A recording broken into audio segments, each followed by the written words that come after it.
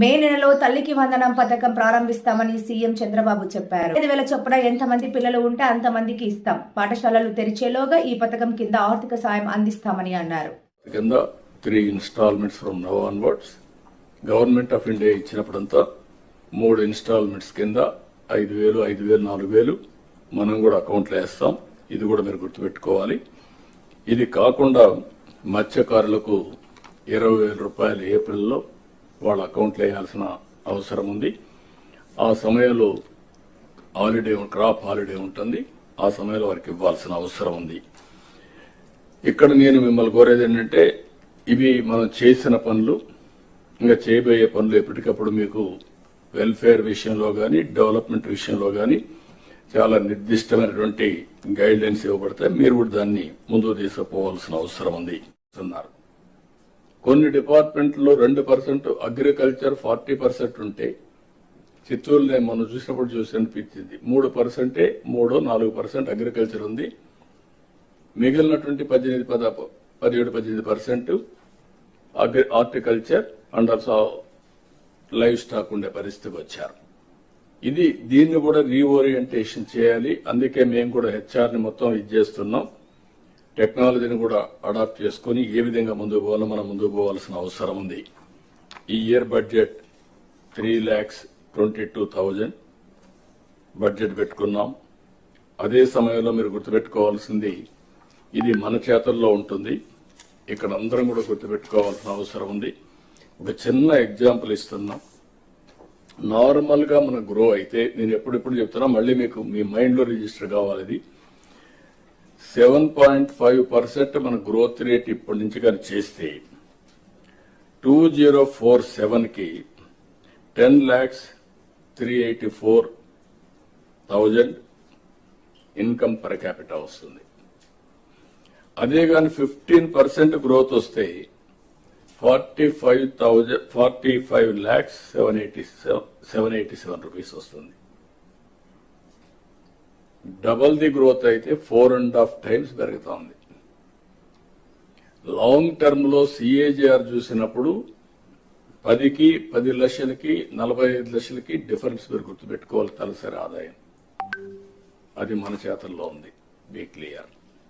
అందుకని మీరు చూసినప్పుడు 14-19 13.5% గ్రోత్ వచ్చింది.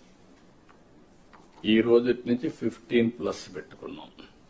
టెక్నాలజీ మెచ్యూర్ అయింది. అన్ని కూడా మనం సిస్టమేటిక్ 2047 విజన్ డాక్యుమెంట్ తయారు చేశాం. ఎవ్రీ ఇయర్ టార్గెట్స్ పెట్టాం. దానికి కావలసిన రిసోర్స్ ఇస్తున్నాం. నాలెడ్జ్ని కూడా మా దగ్గర ఉండే నాలెడ్జ్ మీ వరకు పాస్ ఆన్ చేస్తున్నాం. మీరు ఫీల్డ్ లో ఉండే నాలెడ్జ్ని తీసుకుని దీన్ని ముందు తీసుకుపోవాల్సిన అవసరం ఉంది. అదే 19-24 వస్తే 10.32% తగ్గిపోయింది. అదే ఇప్పుడు మళ్ళీ 12.02కి వచ్చాం. దీనివల్ల 2,66,000 రూపాయలు తలసరి ఆదాయం మొన్న ఉంటే 23-24 ఉంటే ఇప్పుడు అది 2,98,000 అయింది. దగ్గర 32,000 పెరిగింది. అదే 15% అయితే ఇంకా దీన్ని డబుల్ అవుతుంది. మీరు ఈ విషయం డబుల్ కాకపోయినా 1/4 అట్లా పెరిగే అవకాశం ఉంటుంది. ఇక్కడ స్వర్ణాంధ్ర విజన్ లో 308 లక్షల కోట్ల ఆర్థిక వ్యవస్థగా ఉండాలని తలసరి ఆదాయం 54,60,000 పెట్టుకున్నాం. మీరు గుర్తుపెట్టుకోవాలి, 1% గ్రోత్ రేట్ మీరు పెంచితే 15,000 కోట్ల రూపాయల అదనంగా ఆదాయం వస్తుంది. అదే 3% అయితే 45,000 వస్తుంది. 45,000 ఆదాయం వస్తే నేను చెప్పినటువంటి వెల్ఫేర్ ప్రోగ్రామ్స్ అన్ని సుజావుగా అవుతాయి. That is the programme we are taking up here. ఇందులో బ్రేకప్ కూడా ఇచ్చాం. మీరు అవన్నీ మళ్ళీ మనం మాట్లాడుకున్న వ్యవసాయం, అనుబంధ రంగాలు అవన్నీ కూడా.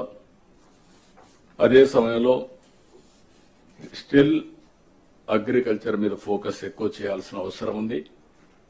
ఇండస్ట్రియలైజేషన్ కూడా మీ రెస్పాన్సిబిలిటీ. మీ జిల్లాలో వచ్చే అగ్రికల్చర్ లో కూడా మీరు ఫుడ్ హ్యాబిట్స్ మారుతున్నాయి.